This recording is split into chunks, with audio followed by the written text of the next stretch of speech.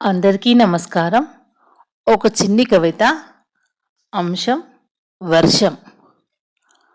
మేఘమై చేరిన ఆకాశవీణ, మేఘమై చేరిన ఆకాశవీణ, చినుకులై జారి పాడిన తీయని గాన, చినుకులై జారి పాడిన తీయని గాన. ప్రతి చుక్కలోనూ పసిడి జ్ఞాపకం, భూమి హృదయంలో నాటే ఆనందవనం, భూమి హృదయంలో నాటే ఆనందవనం. మట్టి వాసనలో మమకార మాధుర్యం, మనసు తడిపే అక్షరాల తరంగం. కొండ కోనలపై నర్తించే మేఘరాగం, గాలిలో విసిరే వసంతానందం. రాలే చినుకుల ఆత్మీయ స్నేహం, మనసును తడిపే సంతోష సదనం. Thank you.